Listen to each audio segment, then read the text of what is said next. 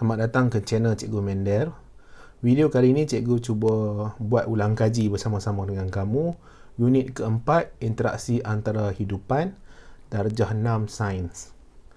Jadi kita ada di sini cikgu tulis interaksi antara haiwan. Dalam suatu habitat ni paling mudah sekali tempat tinggal lah, tempat tinggal. Kalau gajah tempat tinggal dia dekat mana? Hutan. Kalau harimau dekat hutan jugalah. Kalau apa lagi habitat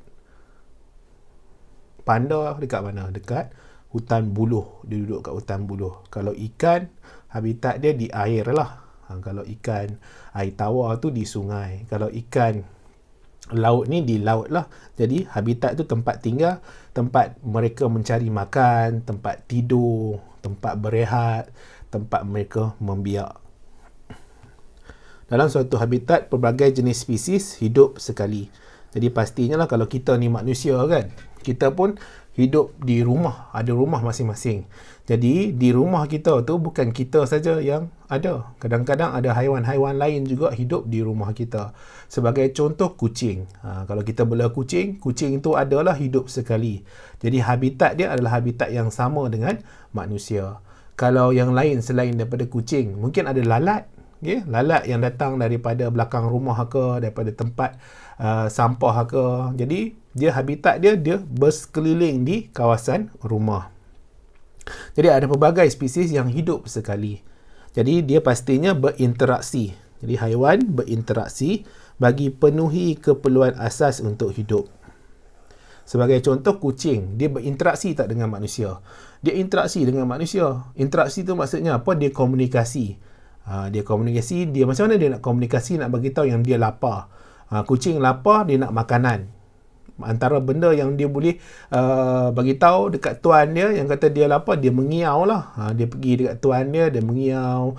Kemudian dia pergi gosok badan dia di kaki, gosok badan dia di badan tuan dia.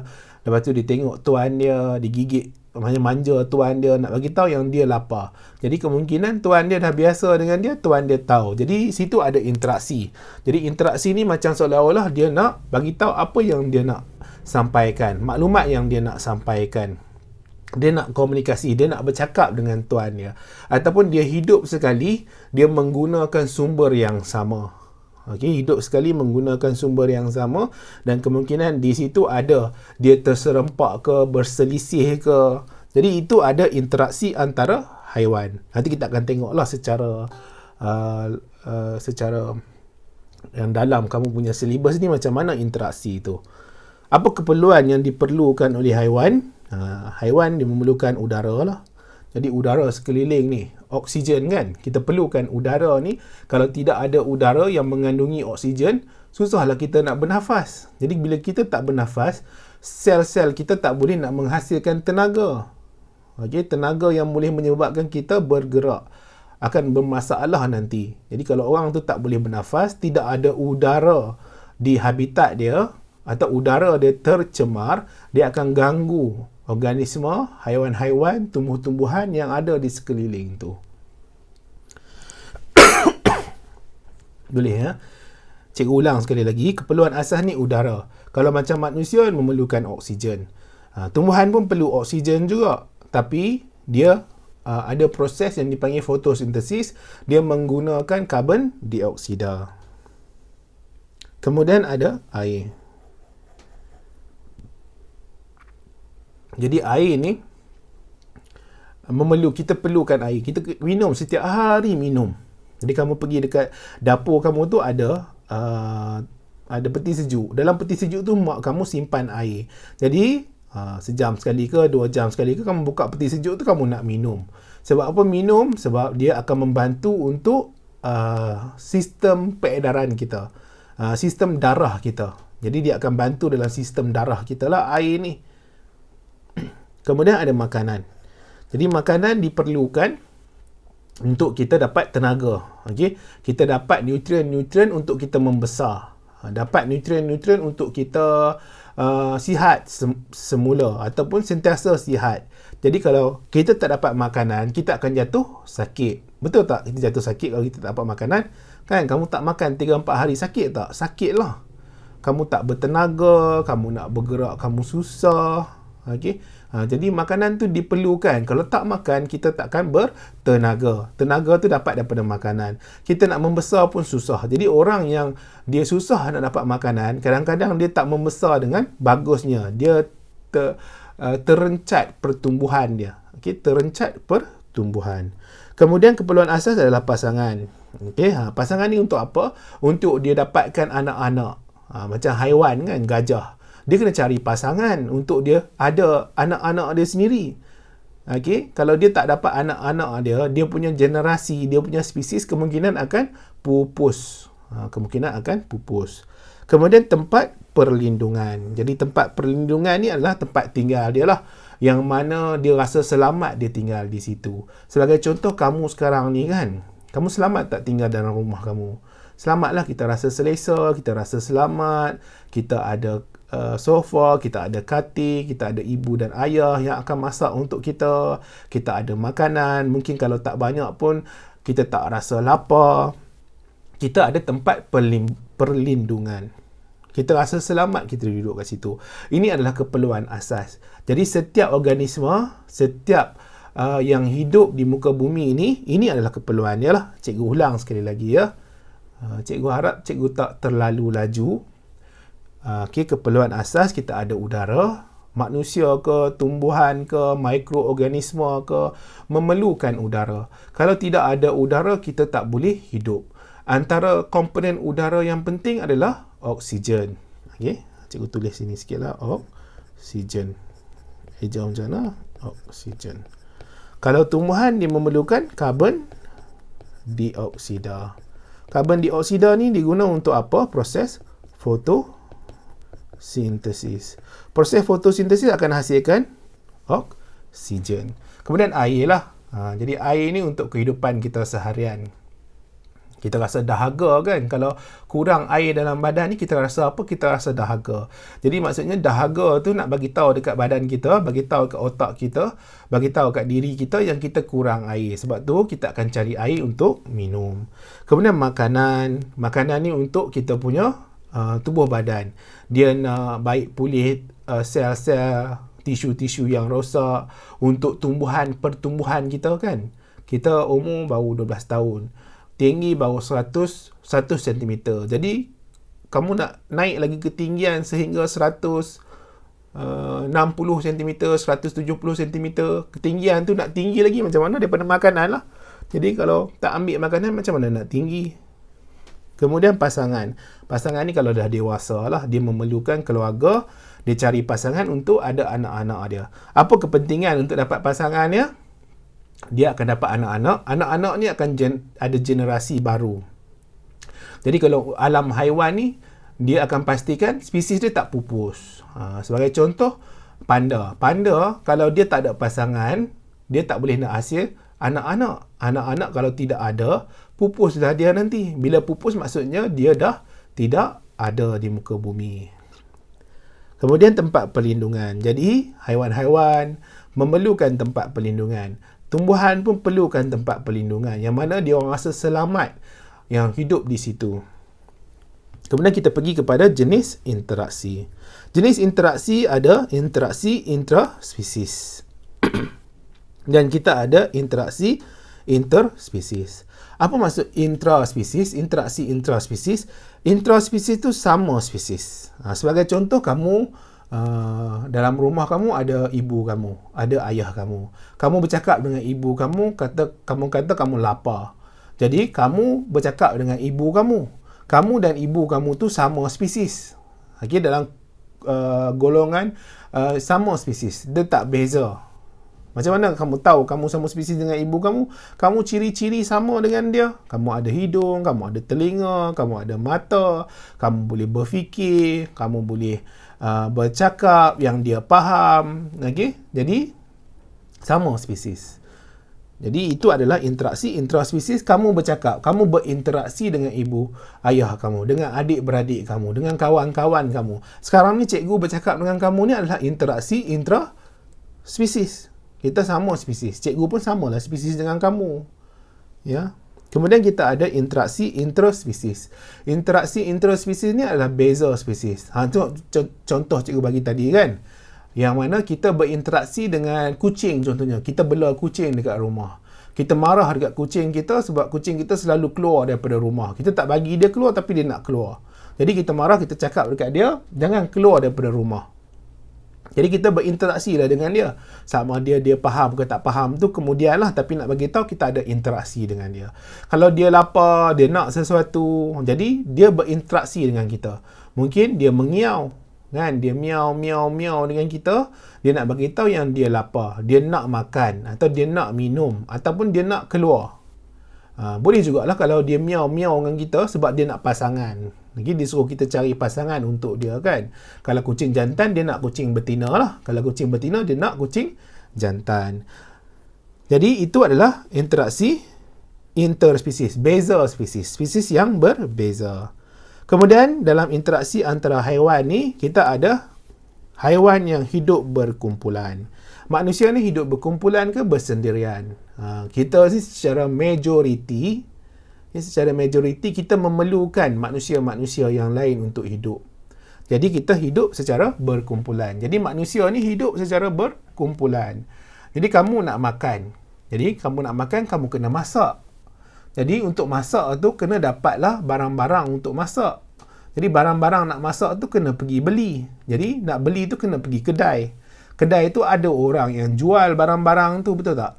Jadi ada orang yang buatkan barang-barang tu. Contohnya ada orang pergi market ada jual ikan. Adalah orang pergi tangkap ikan. Jadi kita ada interaksi dengan orang-orang lain. Kita hidup secara berkumpulan. Setiap orang ada tugas dia masing-masing. Jadi antara haiwan yang hidup berkumpulan adalah gajah. Jadi gajah ni hidup berkumpulan. Jadi bila dia hidup berkumpulan, dia akan melindungi antara satu sama lain. Jadi yang ketua gajah tu akan pastikanlah ahli-ahli dalam kumpulan dia tu selamat. Jadi dia akan bergerak dalam kumpulan. Yang ketua tu akan pastikan tidak ada sesiapa yang tertinggal daripada kumpulan-kumpulan gajah ini. Kemudian singa. Jadi singa pun hidup berkumpulan. Jadi selalunya singa bila dia hidup berkumpulan, betina akan banyaklah berbanding dengan lelaki. Jadi ada banyak betina, kemungkinan ada 1-2 ekor jantan.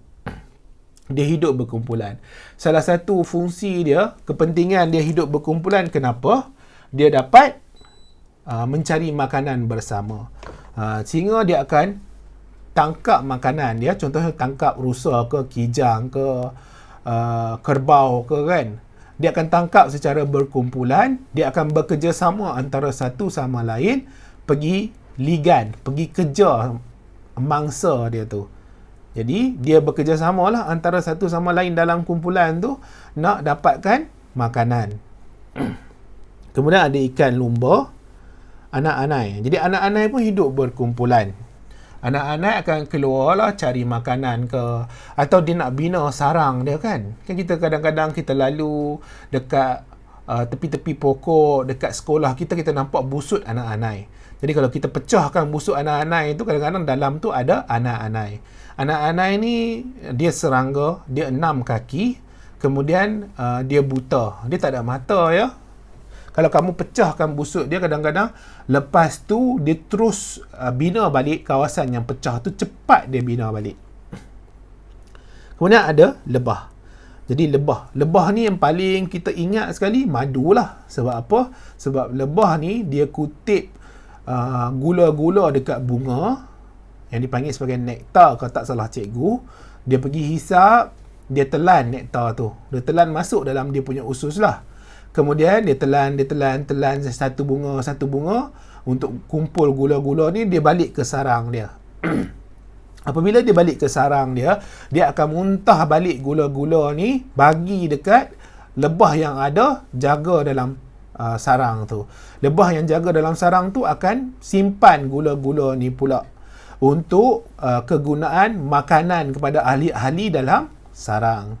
Ya, kalau tak salah cikgu, 12 ekor lebah boleh hasilkan satu sudu kecil madu sepanjang hayat dia.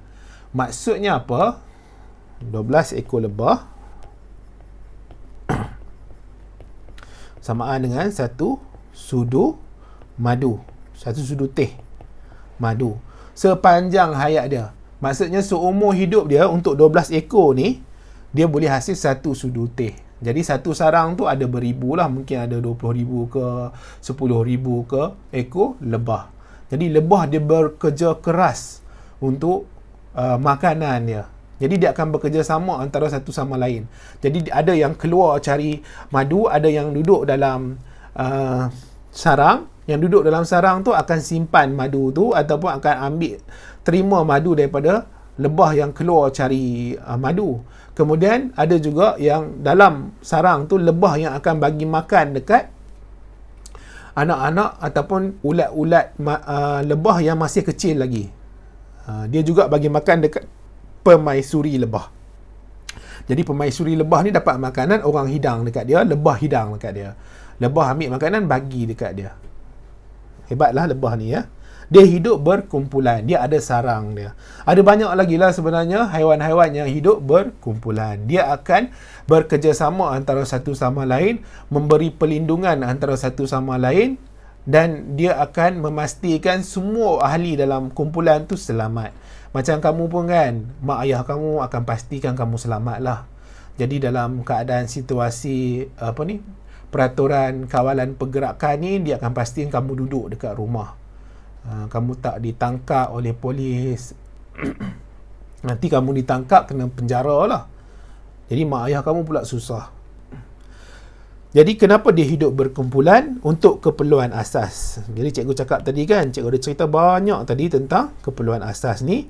Ada tempat tinggal, dia akan bina sarang dia sekali, kemudian dia akan kawal kawasan. Jadi mudah tak kita nak ambil madu dekat sarang lebah? Susah lah. Jadi kita kena pakai pakaian yang khas. Kita kena panjat, kadang-kadang ada jenis-jenis lebah ni duduk buat sarang tinggi atas pokok. Kan, contohnya macam madu tualang kan. Dia buat sarang dia dekat pokok tualang. Kalau tak salah cikgu lah. Kalau salah boleh bagi tahu lah, tak ada masalah. Okey. Jadi kalau siapa-siapa yang nak pergi ambil madu tu, dia akan kawal kawasan tu. Dia akan pergi serang orang tu, jangan masuk kawasan dia, jangan ambil madu dia. Sebab apa? Sebab dia dah berusaha keras untuk kumpul semua tu. Jadi dia akan sengatlah orang-orang yang ceroboh kawasan dia. Sama juga kalau singa kan. Kita berani tak nak pergi duduk kat kumpulan singa? Jadi singa ni antara benda yang cukup menakutkan di singa adalah gigi dia. Kalau kucing kamu gigit kamu kan, kalau dia bersungguh-sungguh gigit, boleh luka, boleh terbenam dia punya gigi yang tajam ke daging kamu, kulit kamu tu. Kau bayangkanlah kalau singa yang gigit. Kalau singa ni dia gigit, boleh putus kamu punya tangan. Sebab itulah orang takut dengan singa. Sebab apa? Sebab dia mempunyai gigitan yang cukup mematikan. Dan gigi dia sangat-sangat tajam. Cengkaman gigi dia sangat-sangat mematikan. Sangat-sangat menakutkan. Jadi janganlah berani-berani ya. Kamu pergi zoo kan. Pergi suar tangan kamu ke singa ke harimau ke. Gigi dia tajam sungguh. Kemudian dengan dia hidup berkumpulan, dia dapatlah berkongsi makanan. Jadi contohnya macam singa tadi kan. Jadi singa ni, dia akan pergi kejar dia punya mangsa ataupun makanan-makanan dia. Contohnya macam rusa ke, kijang ke, kerbau ke kan, buffalo ke kan. Dia kejar secara berkumpulan. Maksudnya ada seekor singa kejar sebelah kiri, ada seekor singa kejar sebelah kanan, ada seekor singa kejar bahagian belakang. Mungkin ada 3-4 ekor lagi kejar lagi daripada belakang yang 3 ekor tu. Jadi dia kejar beramai-ramai, hidup bekerjasama antara satu sama lain, kepung rusa tu, kepung makanan dia tu. Jadi dengan dia ramai-ramai kejar, lagi senanglah dia nak tangkap dia punya makanan. Kemudian perlindungan. Jadi dia akan pastikan lah.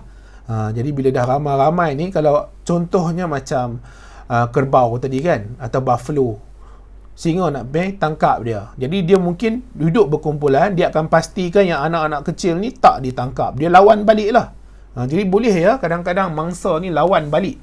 Dia tak nak singa tu tangkap anak-anak dia lawan balik. Jadi kumpulan-kumpulan ni kadang-kadang dia lawan balik. Dia tak kisah apa nak jadi, dia nak lawan balik, nak pastikan ahli keluarga dia selamat. Jadi dapatlah perlindungan kalau hidup berkumpulan. Tapi apa kekurangan kalau hidup berkumpulan? Penyakit. Jadi penyakit terutama sekali penyakit berjangkit. Jadi bila dia hidup berkumpulan, ada sesuatu penyakit, wabak datang, jadi kemungkinan semua akan kena wabak tu atau penyakit tu sangat-sangat tinggi. Contohnya macam satu keluarga ni, abang dia tu kena kurap. Jadi adik dia pun guna tuala abang dia. Jadi adik pun kena kurap juga. Lepas tu tuala tu pinjam pula dengan adik seorang lagi, kena kurap juga. Jadi berjangkit tak kurap tu? Berjangkit lah. Ataupun kena penyakit sakit mata, konjungtivitis. Sakit mata, abang dia kena dulu. Jadi adik dia pun tak nak pergi sekolah juga. Sebab abang dia tak nak pergi sekolah, dia pun sakit mata juga. Berjangkit sakit mata. Kemudian mak ayah dia pun berjangkit juga. Sebab apa? Sebab melalui sentuhan. Jadi satu keluarga tu akan berjangkit penyakit. Jadi dia boleh kena penyakit yang seorang kena.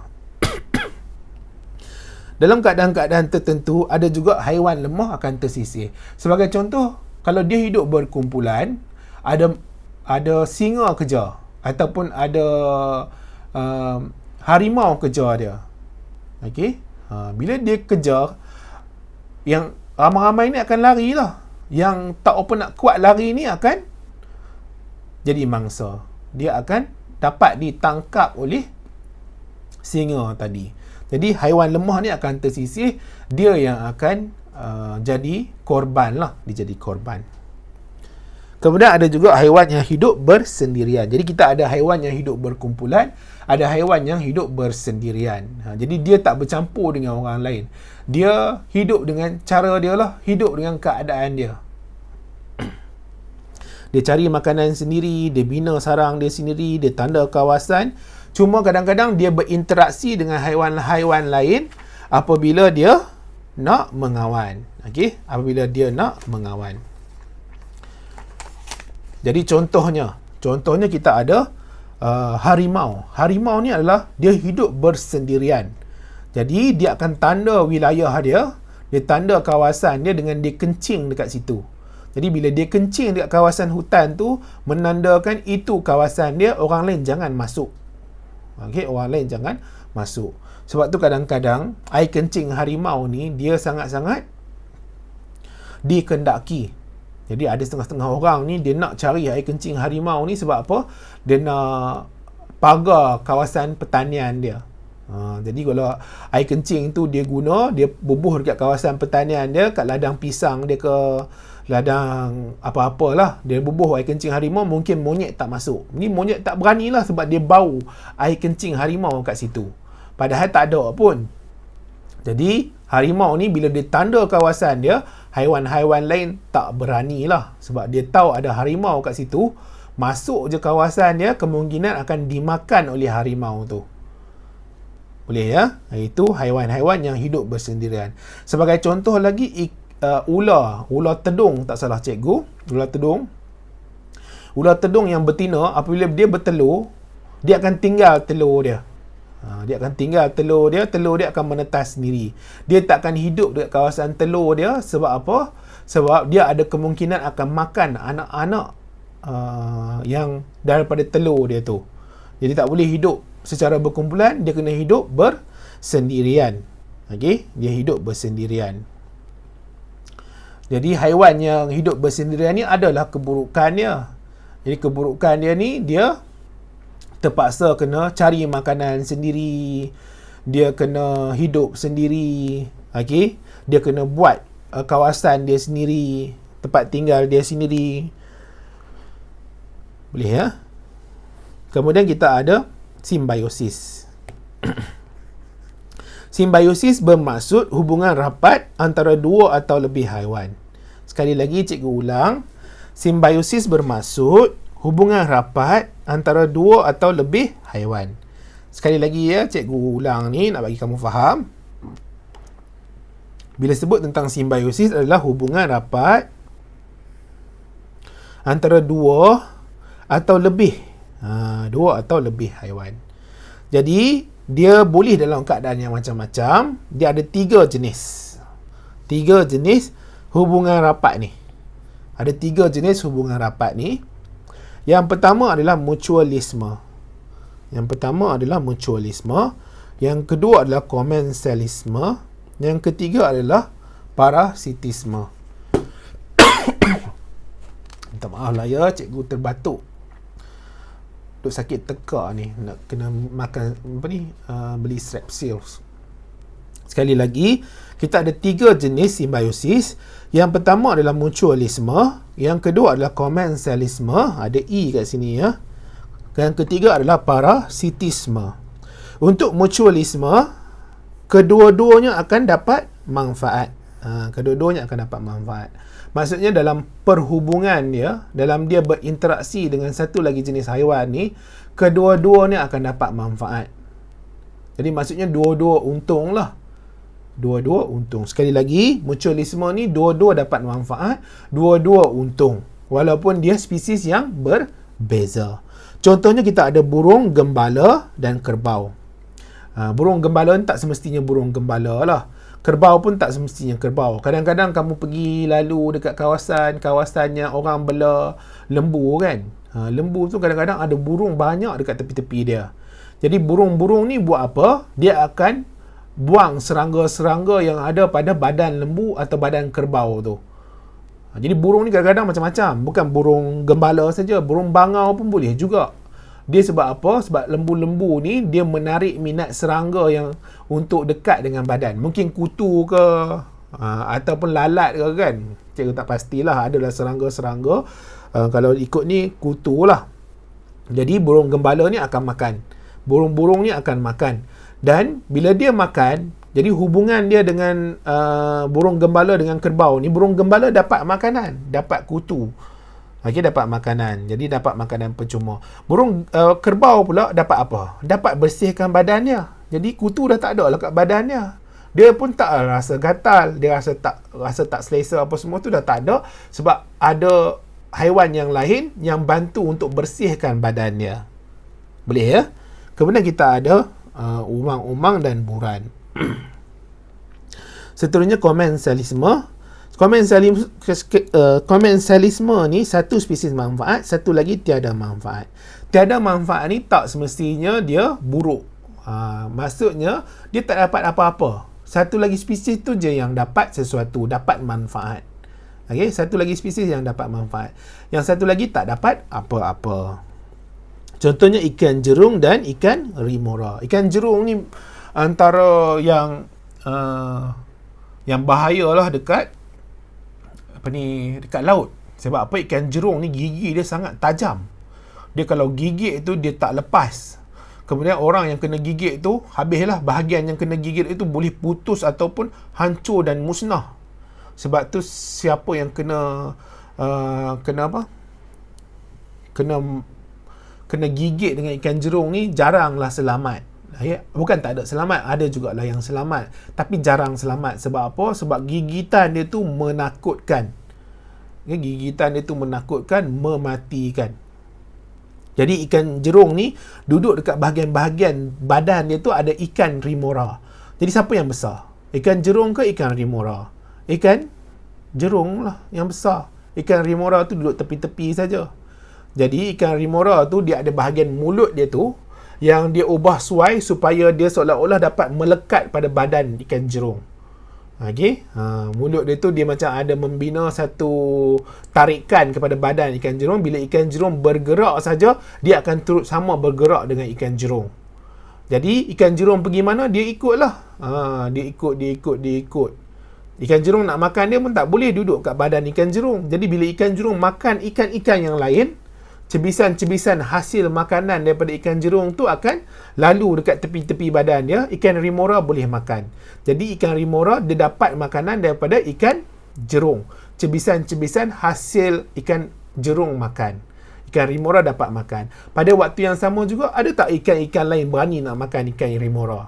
Tak berani lah sebab kat situ ada ikan jerung. Dia orang nak pergi tangkap ikan remora, ikan jerung nampak dia orang. Ikan jerung pun nampak dia orang kena makan lah dengan ikan jerung. Jadi ikan jerung jadi perlindungan kepada ikan remora. Kemudian ada cengkerang dengan teritip. Kemudian kita ada parasitisme. Parasit, satu untung satu rugi. Tadi satu untung satu tak ada apa-apa kan. Ni satu untung satu rugi. Contohnya kutu pada manusia. Kutu ni bila ada pada manusia, dia akan menyebabkan penyakit pada manusia. Ada kutu-kutu tu dia akan menyebabkan manusia tu sakit. Manusia tu kemungkinan dia rasa tak sihat. Okay?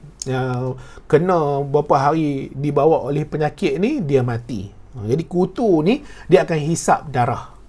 Jadi bila dia hisap darah, manusia tu akan rasa kegatalan kan. Manusia gatal kena dengan kutu ni. Bila dah gatal tu, kadang-kadang kutu tu dia beranak lagi jadi banyak. Contoh kutu kat kepala, dia beranak lagi banyak kutu pula.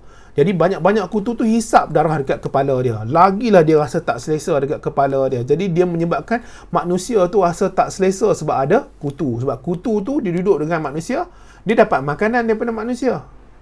Tapi manusia tu sendiri tak dapat apa, dia rasa tak selesa. Ada pula jenis kutu yang dia bagi penyakit pula. Dia masukkan bakteria, masukkan virus dalam badan manusia tu. Kemudian cacing. Cacing ni cacing dalam perut lah. Cacing dalam perut ni dia makan, dia ambil nutrien-nutrien. Jadi manusia teruk lah cacing ada dalam perut dia. Kemudian ada contoh ni nyamuk. Nyamuk dan manusia. Jadi nyamuk ni dihisap darah manusia. Yang kadang-kadang dia masukkan juga mikroorganisme dalam badan manusia.